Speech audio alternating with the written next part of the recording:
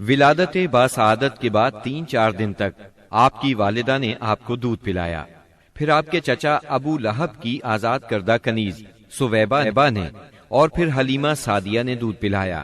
اکثر سیرت نگاروں نے کنیز کا نام صوبیہ ہی لکھا ہے، لیکن دراصل اس کا نام سویبہ تھا۔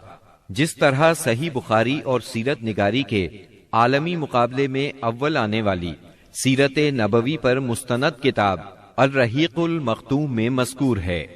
دودھ پلانے کی ذمہ داری ماہ ربیع الاول 52 قبل ہجری یعنی اپریل 571 عیسوی میں سونپی گئی۔ اس زمانے میں عرب میں یہ دستور تھا، جو آج کے دور میں بھی باقی ہے، کہ نوزائیدہ بچوں کو دودھ پلانے کے لیے شرفاء ابتدا ہی سے دیہات میں بھیج دیا کرتے تھے، تاکہ دیہات کی صاف ستھری اور کھلی آب و ہوا میں ان کی پرورش ہو سکے، زبان اہل عرب جیسی فصیح ہو جائے اور اہل عرب کی دیگر خصوصیات اوائل عمر ہی سے بچوں میں راسخ ہو جائیں۔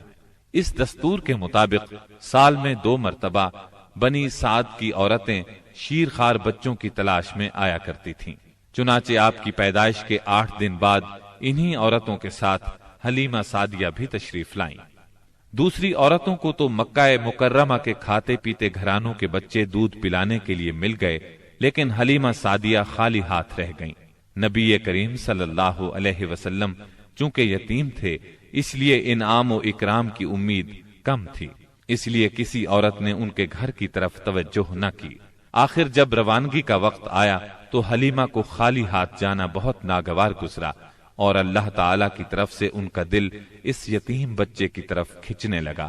چنانچہ انہوں نے اپنے شوہر حارث سے جا کر کہا، اللہ کی قسم مجھے یہ اچھا نہیں لگتا کہ میری ساری سہیلیاں تو بچے لے کر جائیں اور میں اکیلی کوئی بچہ لیے بغیر جاؤں، میں جا کر اس یتیم بچے ہی کو لے لیتی ہوں۔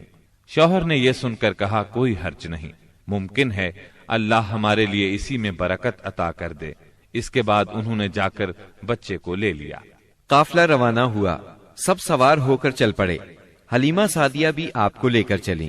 حلیمہ کی اونٹنی دبلی پتلی، دیکھنے میں مریل اور چلنے میں سب سے سست رفتار تھی، لیکن جو ہی حلیمہ سعدیہ آپ کو لے کر اس پر سوار ہوئیں، یکا یک وہ برق رفتار ہو گئی۔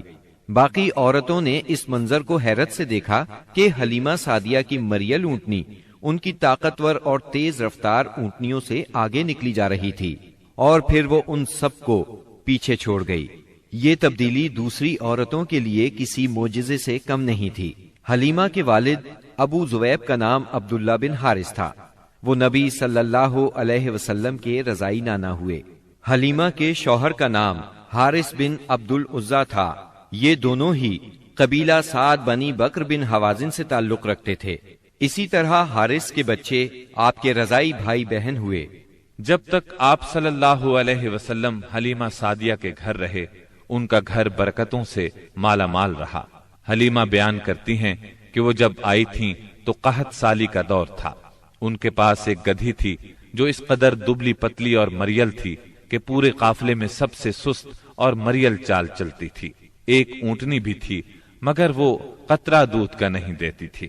حلیمہ کا اپنا بچہ بھوک سے بے قرار ہو کر بلکتا رہتا تھا، خود سوتا نہ ماں باپ کو سونے دیتا، مگر جب وہ آپ کو لے کر اپنے گھر آئیں اور آپ کو گود میں لیا تو سینہ دودھ سے بھر گیا، یہاں تک کہ آپ نے پیٹ بھر کر دودھ پیا، اور آپ صلی اللہ علیہ وسلم کے ساتھ حلیمہ کے بیٹے نے بھی خوب دودھ پیا۔ پھر دونوں آرام کی نیند سو گئے۔ اس رات حلیمہ کا بچہ بالکل نہ رویا۔ ادھر شوہر اونٹنی کے پاس گیا تو کیا دیکھتا ہے، تھن سے دودھ ابلا چاہتا ہے، چنانچہ وہ دودھ دوہنے لگا۔ اس نے اس قدر دودھ دوہا کہ گھر کے سب برتن بھر گئے۔ دونوں نے خوب دودھ پیا اور آرام کی نیند سو گئے۔ حلیمہ سعدیہ کا گھرانہ سب سے زیادہ قحط زدہ تھا، لیکن مکے سے واپسی کے بعد ان کی یہ حالت ہوئی کہ جب بکریاں چر کر گھر واپس آئیں تو ان کی کوکھیں نکلی ہوئی تھیں اور تھن دودھ سے لبریز تھے۔ اب گھر والے خوب دودھ پینے لگے، جبکہ قحط کی وجہ سے دوسرے گھرانوں کو دودھ بالکل نہیں ملتا تھا۔ یوں اس گھرانے کو مسلسل خیر و برکت نصیب ہوئی۔ حلیمہ کا دستور تھا کہ وہ ہر 6 ماہ بعد آپ کو مکے لاتی، والدہ اور خاندان کے لوگوں سے ملاتی، اور پھر اپنے دیار بنی سعد واپس لے جاتی۔ جب مدت رضاعت پوری ہو گئی تو دودھ چھڑا کر آپ کی والدہ کے پاس لائیں۔ اب تک وہ آپ کی وجہ سے خیر و برکت دیکھ چکی تھی، اس وجہ سے چاہتی تھی کہ آپ کو ابھی ان کے پاس ہی رہنے دیا جائے۔ چنانچہ انہوں نے آپ کی والدہ سے کہا، کیوں نہ آپ بچے کو ابھی میرے پاس ہی رہنے دیں تاکہ یہ اور مضبوط ہو جائے، مجھے مکے کی وبا سے ڈر لگتا ہے۔ والدہ اس پر راضی ہو گئیں اور حلیمہ آپ کو لے کر خوش خوش اپنے گھر آ گئیں۔ اس طرح آپ قریباً 2 برس تک وہیں رہے۔ پھر آپ کے سینہ مبارک کو چاک کرنے کا واقعہ پیش آیا۔ اس واقعے سے خوفزدہ ہو کر حلیمہ اور ان کے شوہر نے آپ کو آپ کی والدہ آمنہ کے حوالے کر دیا۔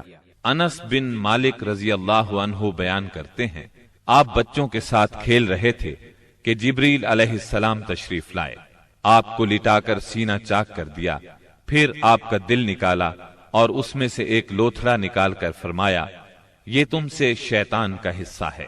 پھر دل کو سونے کے تشت میں زمزم کے پانی سے دھویا اور واپس سینہ مبارک میں رکھ دیا۔ ادھر بچے دوڑ کر حلیمہ سعدیہ کے پاس آئے اور کہنے لگے، محمد کو قتل کر دیا گیا۔ وہ لوگ فوراً آپ کے پاس پہنچے، دیکھا کہ رنگ اترا ہوا ہے۔ سیدنا انس کا بیان ہے کہ میں نبی اکرم صلی اللہ علیہ وسلم کے سینے پر سلائی کا نشان دیکھا کرتا تھا۔ اس واقعے کے بعد آپ کو مکے پہنچا دیا گیا اور آپ نے اپنی ماں کے سایہ محبت میں اپنے خاندان کے اندر کوئی 2 برس گزارے۔ پھر والدہ، دادا اور ام ایمن کے ساتھ مدینہ منورہ کا سفر کیا، جہاں آپ کے والد کی قبر بھی تھی اور دادا کا ننھیال بھی تھا۔ آپ مدینے میں 1 ماہ رہ کر واپس ہوئے تو راستے میں آپ کی والدہ بیمار ہو گئیں اور مقام ابوا پہنچ کر انتقال کر گئیں۔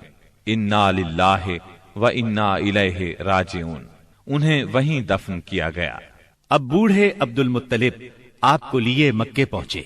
ان کے دل پر آپ کی والدہ کی وفات کی وجہ سے گہرا اثر تھا۔ آپ کے لیے ان کے دل میں ایسی محبت پیدا ہوئی کہ خود ان کے اپنے بیٹوں کے لیے ویسی محبت نہ تھی۔ وہ آپ کی بہت قدر کرتے، اپنی اولاد سے بڑھ کر چاہتے، خوب اکرام کرتے، اپنے لیے تیار کرائے گئے خاص فرش پر انہیں بٹھاتے، اس فرش پر کسی اور کو نہ بیٹھنے دیتے، پیٹھ پر ہاتھ پھیرتے، آپ کی نقل و حرکت دیکھ کر خوش ہوتے۔ انہیں یقین تھا کہ مستقبل میں آپ کی نرالی شان ہونے والی ہے، لیکن ابھی آپ کی عمر 8 برس 2 مہینے کی ہوئی تھی کہ عبد المطلب بھی انتقال کر گئے۔ اب آپ کے چچا ابو طالب نے آپ کی کفالت کا بیڑا اٹھایا۔ یہ آپ کے والد کے سگے بھائی تھے، انہوں نے بھی آپ سے خاص رحمت اور شفقت برتی۔ وہ مالدار تو نہ تھے، لیکن آپ کی کفالت کے بعد اللہ تعالیٰ نے ان کے تھوڑے سے مال میں اس قدر برکت دی کہ ایک آدمی کا کھانا پورے کنبے کے لیے کافی ہو جاتا تھا۔ خود آپ بھی صبر و قناعت کا نمونہ تھے، جو ملتا اسی پر قناعت فرماتے۔ جب آپ کی عمر 12 برس اور کہا جاتا ہے کہ مزید 2 ماہ اور 10 دن ہوئی تو آپ کے چچا ابو طالب نے تجارت کے لیے ملک شام جانے کا ارادہ کیا۔ آپ کو ان کی جدائی بہت گراں گزری۔ ابو طالب خود بھی متاثر ہوئے، لہٰذا آپ کو اپنے ساتھ لے لیا۔ قافلہ ملک شام کی حدود میں پہنچا تو شہر بصرہ کے قریب پڑاؤ کیا۔ بحیرہ نامی عیسائیوں کا ایک راہب اپنے گرجے سے نکل کر ان کے پاس آیا اور قافلے کے درمیان سے گزر کر نبی صلی اللہ علیہ وسلم کے پاس پہنچا۔ پھر آپ کا ہاتھ پکڑ کر بولا، یہ دنیا کے سردار ہیں، پروردگار عالم کے رسول ہیں، اللہ انہیں رحمت عالم بنا کر بھیجے گا۔ میں انہیں مہر نبوت سے بھی پہچانتا ہوں۔ یہ کندھے کے نیچے نرم ہڈی کے پاس سیب کی طرح ہے اور ہم اس کا ذکر اپنی کتابوں میں بھی پاتے ہیں۔ پھر اس نے قافلے کی دعوت کی اور ابو طالب سے کہا، انہیں یہاں سے واپس بھیج دیں، ملک شام نہ لے جائیں، کیونکہ انہیں یہودیوں سے خطرہ ہے۔ اس پر ابو طالب نے غلاموں کے ہمراہ آپ کو مکے بھیج دیا۔ جب آپ کی عمر 15 برس ہوئی تو ذیقات کے مہینے میں اوکاس کے بازار میں ایک لڑائی ہوئی۔ اس لڑائی میں ایک طرف قریش کے قبائل تھے اور دوسری طرف قیس اور اعلان کے قبائل تھے۔ دونوں میں گھمسان کا رن پڑا، فریقین کے کتنے ہی آدمی مارے گئے، لیکن پھر انہوں نے صلح کر لی اور طے پایا کہ کہ دونوں طرف کے مقتولین گنے جائیں، جدھر زیادہ ہوں ادھر والے زائد مقتولین کا خون بہا لے لیں۔ اس کے بعد جنگ ختم ہو گئی اور باہمی دشمنی کو ختم کر دیا گیا۔ اس جنگ میں نبی کریم صلی اللہ علیہ وسلم بھی شریک تھے، لیکن آپ نے لڑائی میں براہ راست حصہ نہیں لیا، اپنے چچاؤں کو تیر تھماتے تھے۔ اس جنگ کا نام جنگ فجار ہے۔ یہ نام اس لیے مشہور ہوا کہ اس میں حرام مہینے کی حرمت پامال کی گئی۔ فجار نام کے واقعات 4 بار پیش آئے، ہر سال ایک واقعہ پیش آتا رہا۔ جنگ فجار والا واقعہ آخری تھا۔ اس سے پہلے کے 3 واقعات میں ہلکے پھلکے جھگڑے ہوئے، شدید لڑائی صرف اسی چوتھے واقعے میں ہوئی۔ اس جنگ کے بعد ذی-قعدہ ہی کے مہینے میں 5 قبائل کے درمیان ایک عہد نامہ طے پایا۔ اس عہد نامے کو حلف الفضول کہا جاتا ہے۔ ان قبائل کے نام یہ ہیں: بنو ہاشم، بنو مطلب، بنو اسد، بنی عبد العزا، بنو زہرہ اور بنو تیم۔ اس کی وجہ یہ ہوئی کہ یمن کا ایک آدمی اپنا سامان تجارت لے کر مکے آیا۔ عاص بن وائل نے اس سے وہ مال خرید لیا، لیکن قیمت ادا نہ کی۔ اس نے بنو عبد الدار، بنو مخزوم، بنو سہم اور بنو عدی سے فریاد کی، لیکن انہوں نے کوئی توجہ نہ دی۔ چنانچہ اس نے ابو قبیس کے پہاڑ پر چڑھ کر چند اشعار پڑھے، جن میں اپنی مظلومیت کا نقشہ کھینچا اور آواز لگائی کہ کوئی تو اس کا حق دلانے کے لیے اس کی مدد کرے۔ اس پر زبیر بن عبد المطلب نے دوڑ دھوپ کی، لہٰذا اس قبیلے کے افراد بنو تیم کے سردار عبداللہ بن جدعان کے گھر میں جمع ہوئے اور آپس میں عہد و پیمان کیا کہ مکے میں جو بھی مظلوم نظر آئے، خواہ مکے کا رہنے والا ہو یا کسی اور جگہ کا، یہ سب اس کی حمایت میں اٹھ کھڑے ہوں گے۔ انہوں نے عاص بن وائل سے بھی اس کا حق لے کر اس کے حوالے کیا۔ اس عہد و پیمان میں آپ بھی اپنے چچاؤں کے ساتھ تھے۔ نبوت سے سرفراز ہونے کے بعد آپ فرمایا کرتے تھے، میں عبداللہ بن جدعان کے مکان پر ایک ایسے معاہدے میں شریک ہوا کہ مجھے اس کے بدلے سرخ اونٹ بھی پسند نہیں، اور اگر میں اس کے لیے اسلام کے دور میں بلایا جاتا تو ضرور جاتا۔ نبی اکرم صلی اللہ علیہ وسلم یتیم پیدا ہوئے اور اپنے دادا پھر چچا کی کفالت میں رہے۔ والد سے وراثت میں جو کچھ ملا تھا اس سے کچھ نہیں ہو سکتا تھا۔ چنانچہ جو ہی آپ ہلکے پھلکے کام کرنے کے لائق ہوئے، اپنے رضائی بھائیوں کے ساتھ دیار بنی سعد میں بکریاں چرانے لگے۔ پھر جب مکہ معظمہ آئے تو وہاں بھی چند قیرات کے عوض اہل مکہ کی بکریاں چرائیں۔ قیرات 1 دینار کا 20واں یا 24واں حصہ ہوتا ہے، جس کی قیمت اس زمانے میں بمشکل 80-90 روپے سمجھ لیں۔ کم عمری میں بکریاں چرانا انبیاء کی سنت ہے۔ ایک بار عہد نبوت میں آپ نے فرمایا، کوئی بھی نبی نہیں گزرا مگر اس نے بکریاں ضرور چرائیں۔ پھر جب آپ جوان ہو گئے تو تجارت شروع کی۔ بعض روایات کی روح سے آپ صائب بن ابی صائب کے ساتھ مل کر تجارت کرتے تھے۔ آپ تجارت میں بہترین ساتھی تھے، لین دین کے معاملے میں لڑتے جھگڑتے تھے، نہ بحث کرتے تھے۔